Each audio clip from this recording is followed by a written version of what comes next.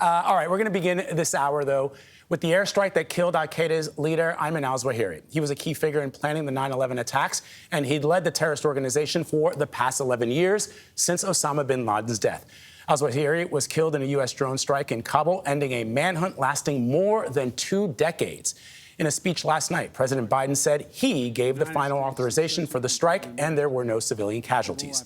There are concerns this morning about how America's most wanted fugitive was able to live in the Afghan capital after U.S. forces pulled out last year. For more on that and what this means for the ongoing war on terrorism, let's bring in CBS News senior national security contributor Michael Morell. He is a former acting and deputy director of the CIA. Michael, good to see you. It's always great to see you. Good to see you, Vlad. So let me ask you, you were with President Bush on 9/11. You were with President Obama when he authorized the strike that killed Osama bin Laden. What does this strike mean for the ongoing war on terror that began on that horrific, fateful day on September the 11th? Vlad, maybe the place to start is with the victims of 9/11.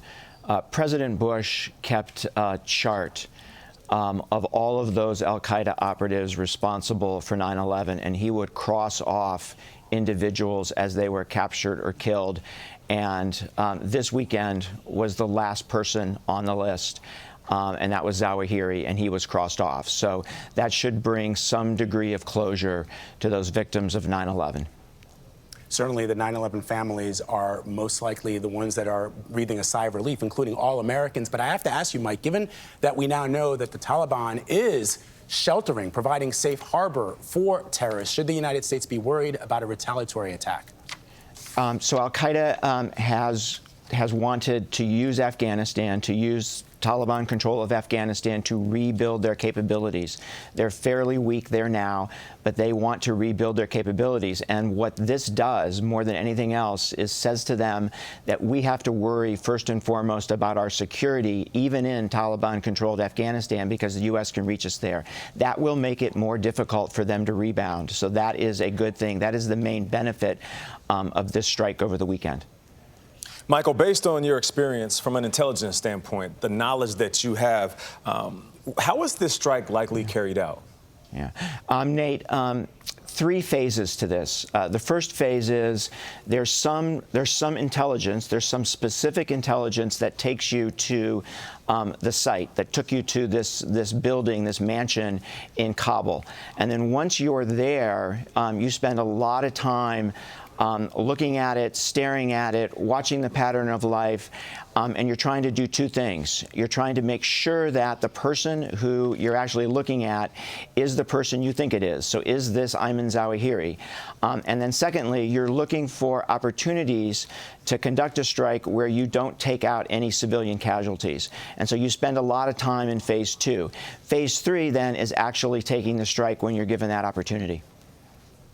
And Michael, you know, they didn't touch his family. They didn't take his family out in any of this. It was just al-Zawahiri. But he obviously had influence on, I'm sure, younger people and his family, people who knew him. When you look at that, what's next? And even though I know you said their reach isn't that broad in terms of al-Qaeda, is there anything that we should be worried about when you look at the big picture and the influence that al-Zawahiri did have all of these years since 9/11? So I think we'll see who replaces him, right? It could be somebody younger. It could be somebody more dynamic, certainly somebody who was influenced by him. He was one of the most violent members of al-Qaeda. When his Egyptian group merged with al-Qaeda years and years ago, al-Qaeda became more violent. So to the extent he's mentored the next leader, you know, that will tell you something about that person. So I think that's the most important thing to keep in mind is who replaces him, what does that relationship with the Taliban look like, and how aggressive will we be, and will we maintain our focus on Afghanistan? And so far we have, and I hope we continue.